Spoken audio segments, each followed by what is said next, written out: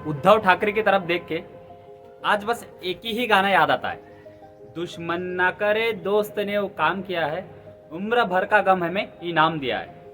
आज यही हालत उद्धव ठाकरे की खुद महाविकास आघाड़ी के रचयिता शरद चंद्र पवार साहब ने की है।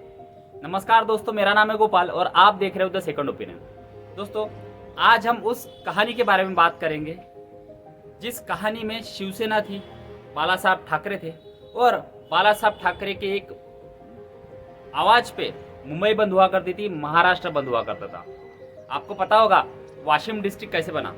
पहले वाशिम और अकोला एक ही डिस्ट्रिक्ट हुआ करते थे। अकोला डिस्ट्रिक्ट था, उसमें एक वाशिम तालुका था। बाला साहब एक दिन आए, अपने कार्यकर्ताओं से मिले और कार्यकर्ता कुछ नाराज से दिखे। तब सत्ता नहीं थी। बाला साहब एक ऐसा पावर सेंटर थे जिनके लिए सत्ता जरूर नहीं थी। उनकी आवाज, उनके स्टैंड लेना और उनका कुशल संगठन, यही बाला साहब ठाकरे की सबसे बड़ी जीत थी।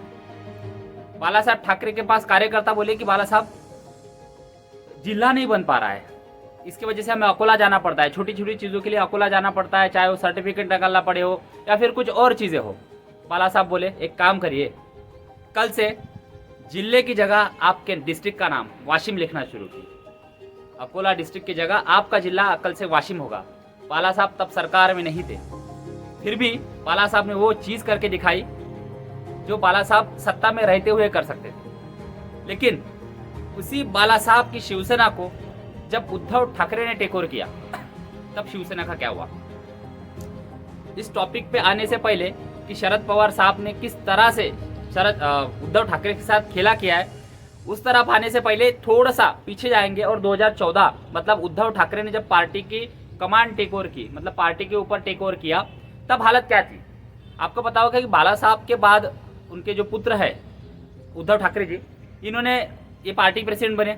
इन्होंने 2014 के चुनाव में लगभग 67 सीटें चुन के लाई। 67 सीटें चुन के लाने के बाद सबको लगा कि बाला साहब की लेगेसी उद्धव ठाकरे ने अच्छी से निभाई है और बाला साहब भी जितने सीटें कभी चुन के नहीं लाए उतने सीटों पे बीजेपी शिवसेना को विजय दिलाने में उद्धव ठाकरे कामयाब हुए। लेकिन वो बोलते ना दोस्तों कि फ्लूक, एक ही बार कर सकते हो आप फ्लूक। उसके बाद 2019 में बीजेपी के साथ चुनाव लड़ा और 2019 में बीजेपी के साथ चुनाव लड़ा और 56 सीटें चुन के लाई। अब दिक्कत क्या हुई दोस्तों, 56 सीटें चुन के लाने के बाद आंकड़ा इस तरह से फंसा कि बीजेपी खुद के भरोसे सरकार नहीं बना सकती थी। हाँ, अगर बीजेपी की तब भी 120-125 सीटें आती तो उद्धव ठाकरे बीजेपी को छोड़ के जा ही नहीं सकते थे। लेकिन जिस तरह से इंटरव्यू अभी देवेंद्र फडणवीस के बाहर आते हैं या फिर जिस तरह से बातें बाहर आती है, तो उद्धव ठाकरे ने शरद पवार साहब से तभी टैसिट अंडरस्टैंडिंग कर ली थी कि भाई जहां पे आपके उम्मीदवार है वहां पे हम आपको मदद करेंगे और जहां हमारे उम्मीदवार है आप हमें मदद करिएगा। इस तरह से हम बीजेपी को कंट्रोल करने में भी हमें सक्सेस मिलेगी और बीजेपी एक हद से ज्यादा बढ़ भी नहीं पाएगी, ताकि हमारी बार्गेनिंग पावर बनी रहे दोस्तों। लेकिन उद्धव ठाकरे उस चीज को समझ नहीं पाए। 2019 में जब इलेक्शन हुआ तो आज वो जो पिछले कुछ दिन में जब मुख्यमंत्री थे तब बड़े गर्व से कहते थे कि शरद पवार साहब से मैंने क्या सीखा, तो कम एमएलए होते हुए भी मुख्यमंत्री कैसे बनना है ये मैंने शरद पवार साहब से सीखा। लेकिन शरद चंद्र पवार साहब ऐसे खिलाड़ी है, ऐसे गुरु है जो चेला को कभी भी मात दे सकते। उद्धव ठाकरे के सामने हड्डी फेंकी और उद्धव ठाकरे उसमें फंसे। वो बोलते ना दोस्तों कि अगर बड़ी मछली पकड़नी हो तो आपको छोटी मछली देनी पड़ती है। बड़ी मछली को लगता है ये तो खाना है। अब उद्धव ठाकरे की हालत क्या हो गई है, उद्धव ठाकरे की हालत क्या हुई है, ना घर के रहे ना घाट के, इधर कुआ उधर खाई और बीच में जनाब उद्धव भाई, इस तरह से हालत हुई है। अब रिसेंट डेवलपमेंट क्या हुई है, अब रिसेंट डेवलपमेंट हुई है, आपको पता होगा कि शरद चंद्र पवार साहब का इतिहास क्या है। शरद चंद्र पवार साहब कभी भी सत्ता से दूर नहीं रह सकते। शरद चंद्र पवार साहब के साथ जितने भी कार्यकर्ता थे या बड़े बड़े लीडर थे जो सेकंड लाइन लीडरशिप बोलते, वो अजित पवार दादा के साथ चली गई। अब अजित दादा पवार के साथ चली गई और लोकसभा के चुनाव में शरद पवार साहब को सक्सेस मिली।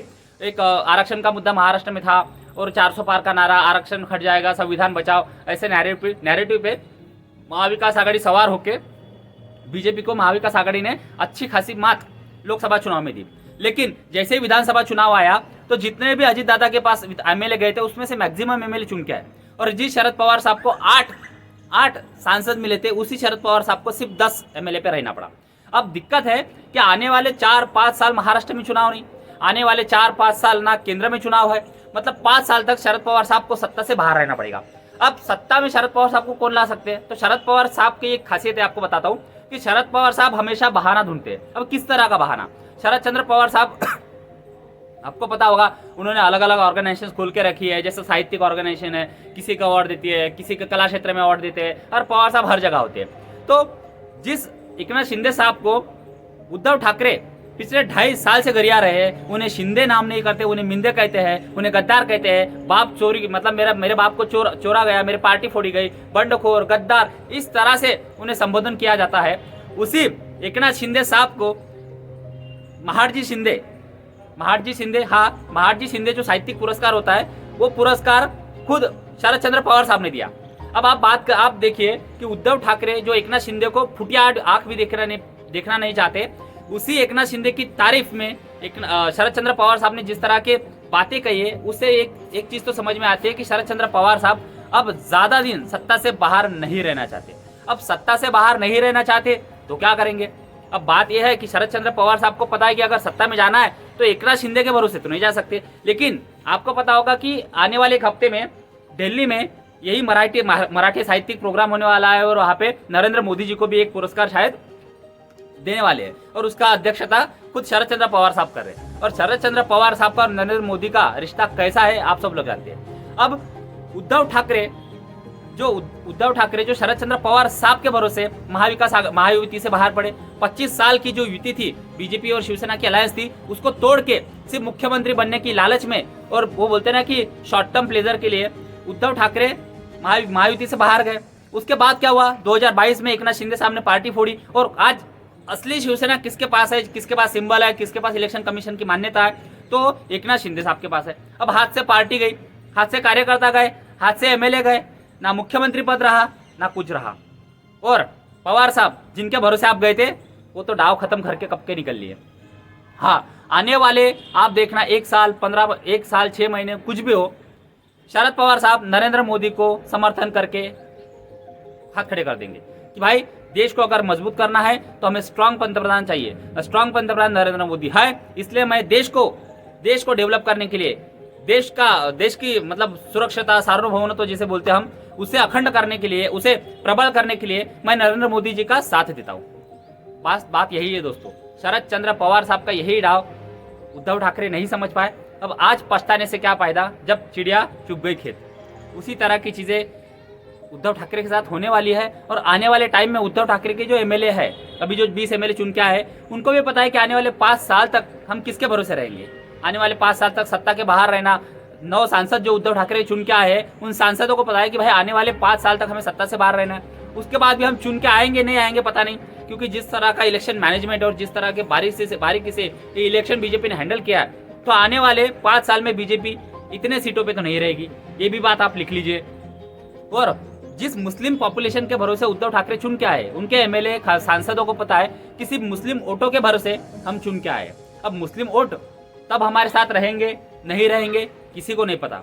तो दोस्तों यही बात है कि उद्धव ठाकरे का गेम, करेक्ट कार्यक्रम जिसे कहते हैं मराठी में, शरद चंद्र पवार साहब ने किया है। और शरद चंद्र पवार साहब के साथ जाना उद्धव ठाकरे को कितना महंगा पड़ा। 1, उन्होंने हिंदुत्व छोड़ा, 2, विचारधारा छोड़ी, 3, अपने जो पिताजी थे उनके विचार छोड़े, उनके साथ बेईमानी की, और चौथी जो लोग थे, जो हिंदू थे, उनको वोट देते थे, उनके साथ भी उन्होंने बेईमानी की। तो उद्धव ठाकरे इसका नतीजा क्या भुगतेंगे, बस ये तो शुरुआत है। शरद चंद्र पवार साहब अगर उधर जाते हैं तो मुंबई इलेक्शन में भी उद्धव ठाकरे का क्या होगा पता नहीं। और मुंबई बीएमसी चुनाव में अगर उद्धव ठाकरे हार गए तो शिवसेना की लास्ट डेट, मतलब वो बोलते हैं ना कि last nail in the coffin, वो हो जाएगा। दोस्तों आपके विचार क्या है आप प्लीज़ कमेंट बॉक्स में बताएं, और प्लीज़ मेरे चैनल को लाइक शेयर और सब्सक्राइब करेगा। धन्यवाद।